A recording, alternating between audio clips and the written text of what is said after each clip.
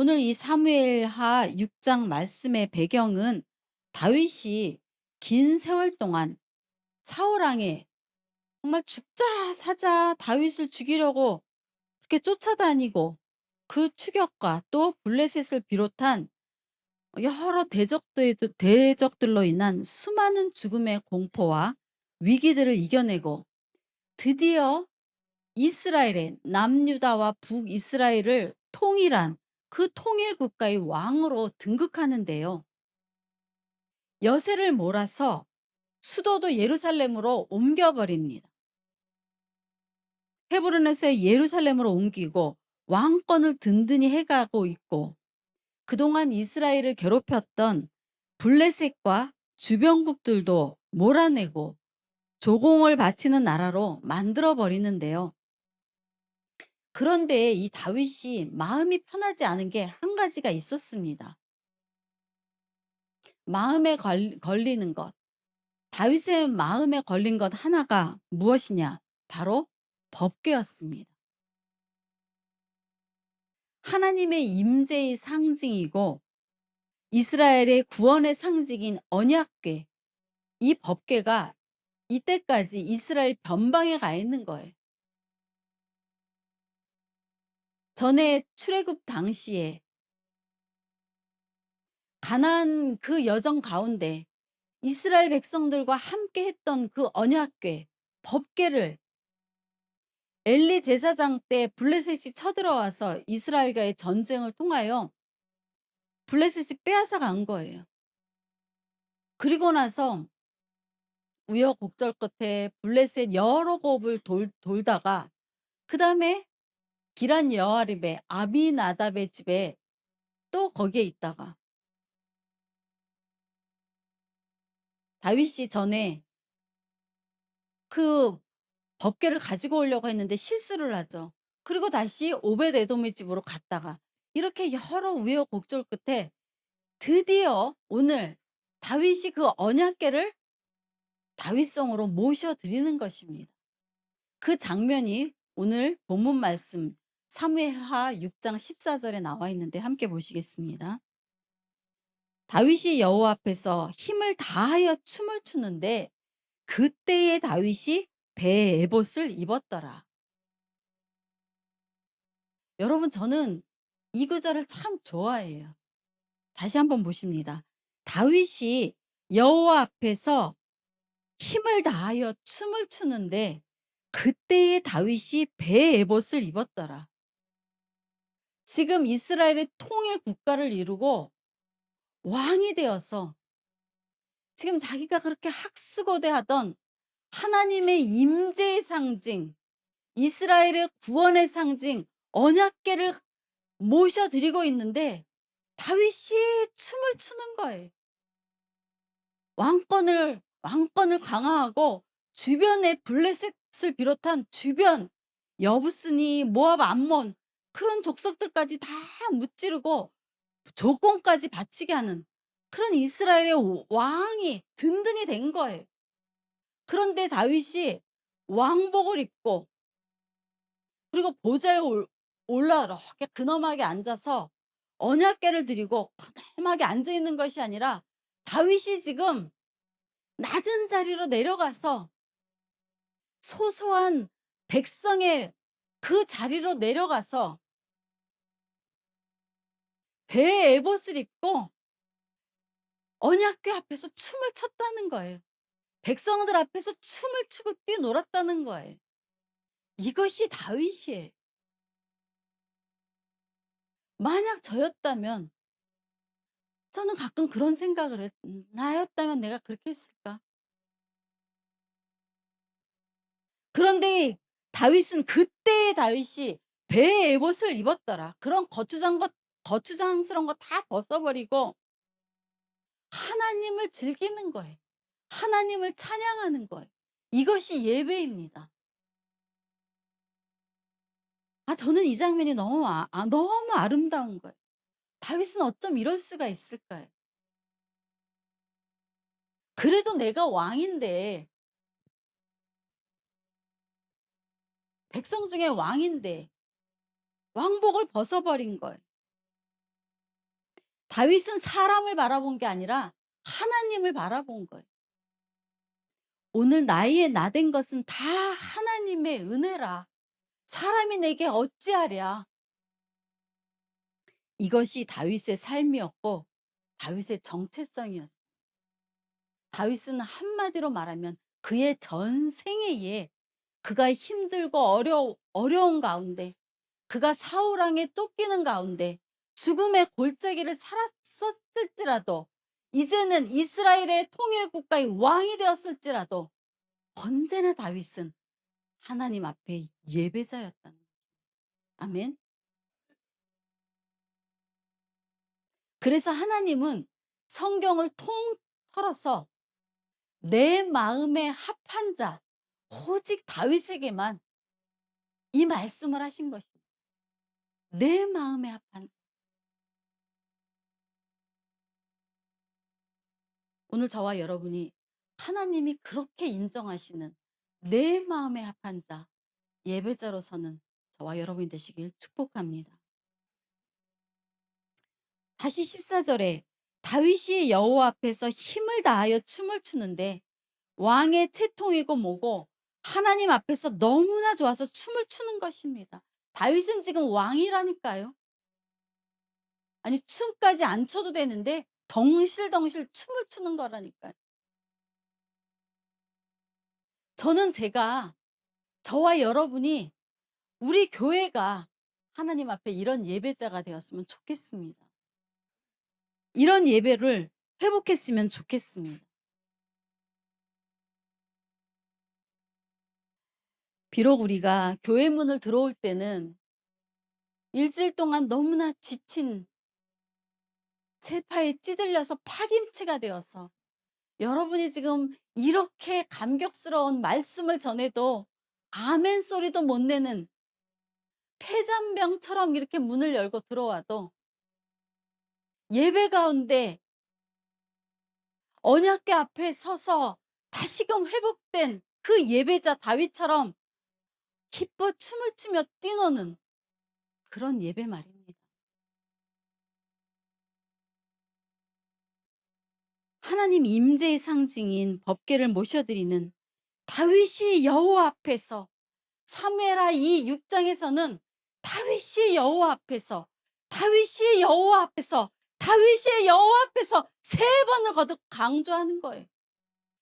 다시 말해서 예배드리고 있다는 것입니다. 다윗이 하나님과 동행하고 있다는 것입니다. 다윗이 하나님 앞에서, 아니 하나님 안에 이미 들어가 있다는 것입니다. 아멘. 이 선경이가 하나님 앞에서, 이 선경이가 하나님 안에서 하나님의 예배자로 그렇게 회복되고 있는 것입니다.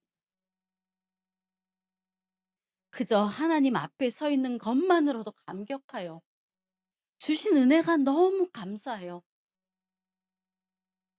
왕의 채통이고 뭐고, 목사의 채통이고 뭐고, 내가 그래도 사장인데, 내가 회사의 CEO인데 그런 타이틀 다 집어치고 하나님 앞에서는 그냥 일개의 배 에봇을 입은 예배자로, 사마리아 우물가에서 예수님을 만난, 그렇게 영의 눈을 뜬 그 이름 없는 한 여인, 한 무명의 예배자가 되어 힘을 다하여 온 마음과 전심을 다하여 춤을 추는, 하나님을 예배하는 그런 예배자가 되시길 예수님의 이름으로 축원합니다. 다윗은 그 예배의 기쁨을 혼자 누리지 않았어요. 온 백성들과 그 은혜의 감격을 함께 누렸습니다. 15절 보세요. 다윗과 온 이스라엘 족속이 즐거이 환호하며 나팔을 불고 여호와의 궤를 메어오니라. 18절에 또 다윗이 번제와 화목제를 드리기를 마치고 만군의 여호와의 이름으로 백성에게 축복하고, 모든 백성 곧 온 이스라엘 무리에게 남녀를 막론하고 떡 한 개와 고기 한 조각과 건포도 떡 한 덩이씩 나누어 주매 모든 백성이 각기 집으로 돌아가니라. 아멘. 다윗은 하나님께 예배드린 후에는 왕으로서 다시 돌아가서 백성들을 살핀 거예요. 떡을 나누고 축복하고 복리후생에 신경을 썼다는 것입니다. 저는 여러분이 이런 축복의 사람이 되시길 축원합니다. 이렇게 많은 사람들에게 선한 영향력을 끼치는 예배자로 서시길 축원합니다. 그런데 이게 웬일입니까? 이 예배의 대열에 동참하지 않은 한 사람이 있는 거예요. 바로 다윗의 아내 미갈입니다. 미갈의 반응을 보세요. 16절. 여호와의 궤가 다윗성으로 들어올 때에 사울의 딸 미갈이 창으로 내다보다가 다윗 왕이 여호와 앞에서 뛰놀며 춤추는 것을 보고 심중에 그를 업신여기니라. 창으로 내다보다가 분명히 그 예배 현장에는 있었는데요. 예배에는 동참하지 않고 멀찍이 떨어져 있다는 것입니다. 그리고 왕궁의 그 베란다 창가에 서서 그 예배를 내려다보고 있는 거예요. 고자세로. 그리고는 하나님께 예배드리는 다윗을 마음속으로 업신여겼다는 거예요. 에이구 저런 뜨뜨뜨. 왕이 돼갖고 하여간 채통도 잃고.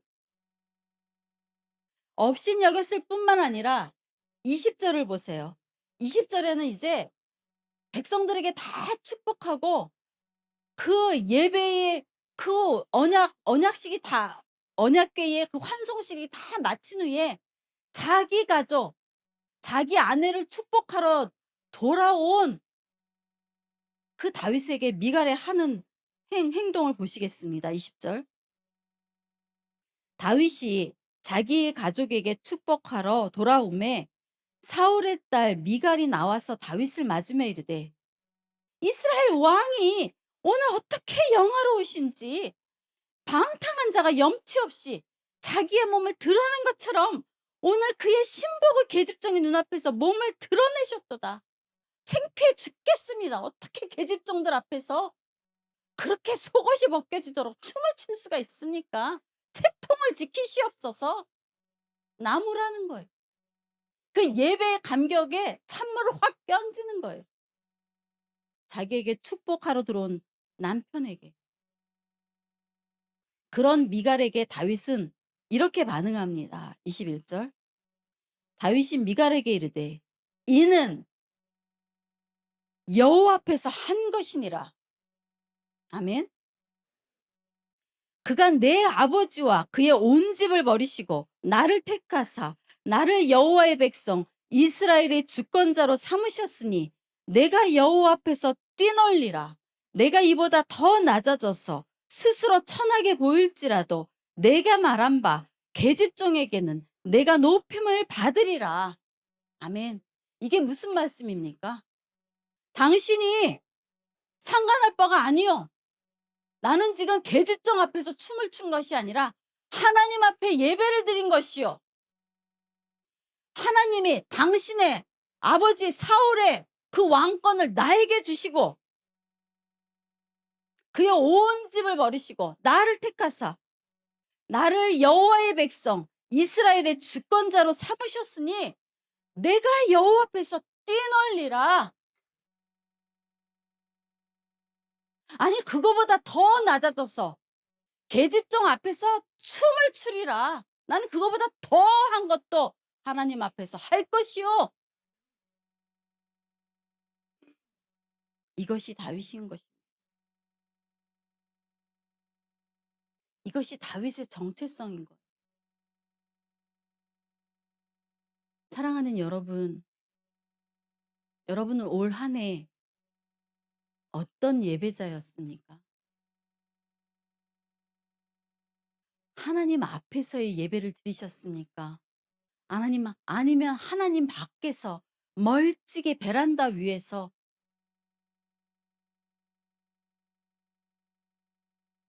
구경꾼으로, 관람객으로, 방청객으로 예배를 드리셨습니다. 아니면 더 나아가 예배의 감격에 젖어 있는 그 예배자 한 사람을 비난하고 비아냥거리면서 저런저런 채통도 없이 예배의 감격에 빠져 있는 그 예배자 한 사람에게 찬물을 확 껴는 그런 예배자이셨습니다.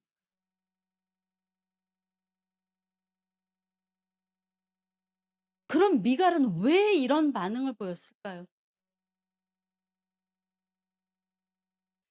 그 이유는 그녀의 삶에 하나님을 만난 경험이 없었기 때문입니다. 사울 왕의 딸이라니까요. 고생을 해본 적이 없는 거예요. 곤고한 삶을 살아본 적이 없는 거예요. 죽음의 위협 앞에서 하나님 나를 살려주세요. 부르짖어 기도해 본 경험이 없는 거예요. 하나님을 찾고 찾은 경험이 없는 거예요. 예배 현장에 있었는데 예배자의 자리에 서 있지 않았다니까. 사랑하는 여러분, 지금 고난 중에 계십니까? 곤고한 중에 계십니까? 여러분 감사하세요. 지금이 하나님을 만날 만한 때고요. 하나님을 찾을 만한 때고 하나님이 여러분을 찾아오셔서 만날 때입니다. 여러분이 하나님을 부르시기만 하면 하나님은 언제 어디든 여러분이 어디에 계시든 찾아오시는 좋으신 우리 하나님 아버지이신 것입니다. 내 삶의 구원자를 부르시고 찾으시고 만나시기 바랍니다. 여호와 앞에서 여호와 앞에서 그런 하나님 우리 아버지 앞에서 예배자로 서시기 바랍니다. 아멘. 하나님을 만난 경험이 없기에 이 미갈은 하나님의 마음도 한 사람의 예배자를 찾고 찾으시는 그 하나님의 마음도 하나님 앞에 온 마음과 온 전심을 다하여 그 죽음의 사경을 헤맬 때마다 그 죽음의 공포 속에서도 하나님을 찾을 때마다 다가오셔서 다윗의 손을 붙잡으시고 아무 염려하지 말아라. 아무 걱정하지 말아라. 나는 너의 하나님이다. 내가 너를 도울 것이다. 내가 어디로 가든지 내가 너와 함께 하시며 나의 의로운 이 오른손으로 너를 붙들리라. 그 하나님을 만난 경험이 없기 때문입니다. 이런 미갈을 성경은 다윗의 아내라는 표현 대신에 오늘 어떻게 표현하고 있습니까? 사울의 딸 미갈, 사울의 딸 미갈, 사울의 딸 미갈 세 번이나 반복하고 있는 것입니다. 사울은 이미 죽었다니까요, 오래전에. 그런데 왜 성경은 사울의 딸이라고 기록하는 것입니까? 사울 왕은 40년을 집권하는 동안 엘리 제사장 때 그 블레셋에게 빼앗겼던, 그래서 그 언약궤가 돌고 돌아 아미나답의 집 급 이스라엘 변방에 가 있을 동안에도 한 번도 언약궤를 찾지 않았어요.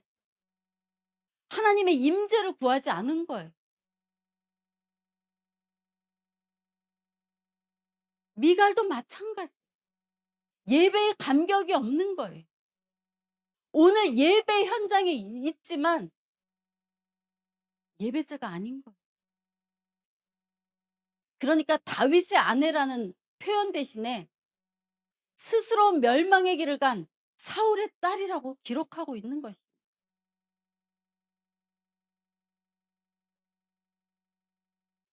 다윗의 하나님을 경외하는 자리, 예배의 현장에 있었지만 예배를 놓친, 그저 예배를 방관하고 비아냥거리는 자리에 있던 미갈에 대해 성경 23절은 또 이렇게 말씀합니다. 23절.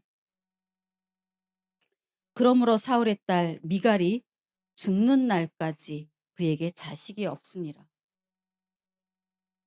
이게 무슨 말씀입니까? 이 말씀의 뜻은 다윗이 다시는 그녀를 찾지 않았다는 뜻이거나 다시는 다윗이 미가를 사랑하지 않았다는 그런 의미이거나 하나님이 미갈에게 축복을 거두셨다는 그런 의미인 것입니다. 어찌 됐든 간에 이후 그녀의 삶은 불행한 삶을 살았다는 것을 암시하는 것입니다. 여러분, 여러분은 하나님 안에 있습니까? 여러분은 하나님 밖에 있습니까? 지금 생수교회 예배 안에 있습니까? 예배 밖에 있습니까?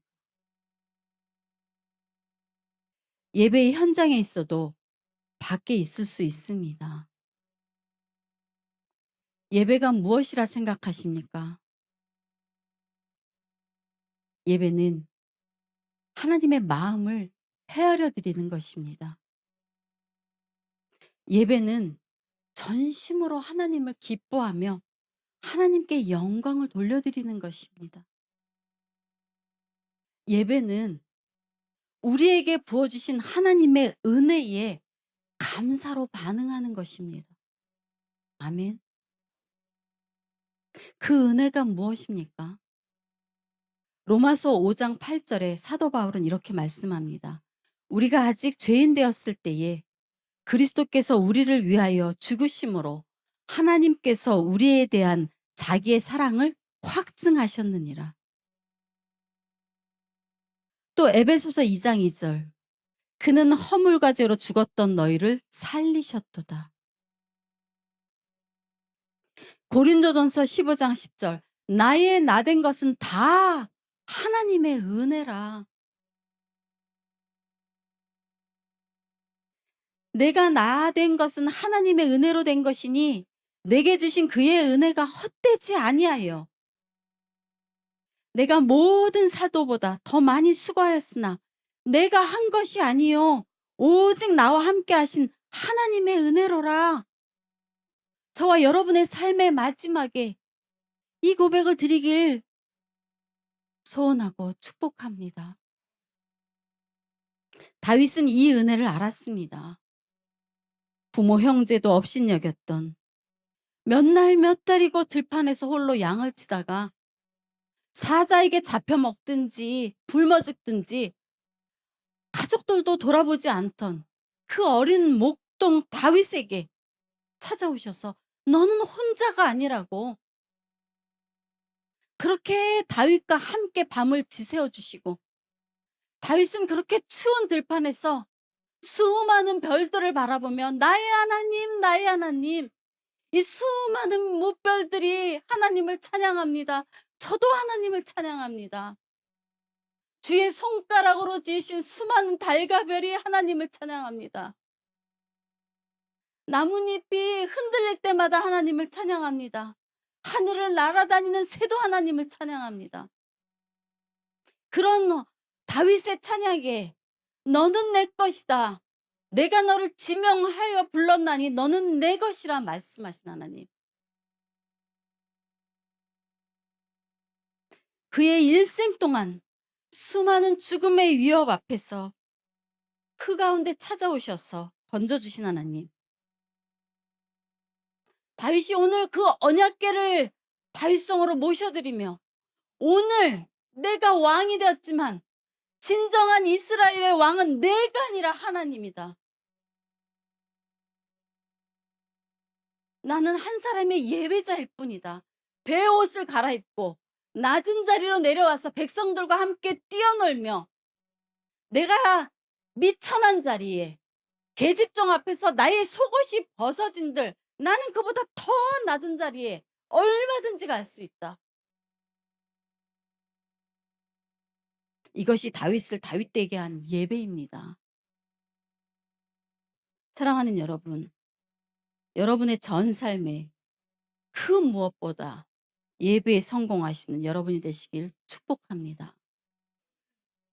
하나님의 은혜를 잊지 않는 마음, 어떻게든 하나님과 함께하고 하나님과 동행하고자 하는 마음, 하나님을 예배하고자 하는 마음.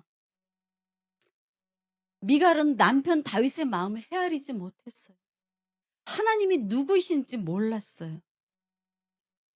하나님 앞에 선 서 있는 예배자가 돼 보지 않고서는 하나님의 마음, 예배자의 마음을 알 수가 없는 것입니다. 온 마음으로 예배하는 한 사람, 그 한 사람을 주님이 얼마나 기뻐하시는지. 오늘 저와 여러분이 하나님 마음을 시원케 해 드리는 그 한 사람 예배자 되시길 축복합니다. 결론을 맺으려 합니다. 사랑하는 여러분, 우리 인생의 답은 하나님을 의지하는 데 있습니다. 여러분의 모든 문제의 해답은 오직 한 가지, 하나님 한 분이십니다. 다른 어떤 것이 없어요. 나의 재산, 나의 성공, 나의 그 어떤 것이 나를 지키지 못해요.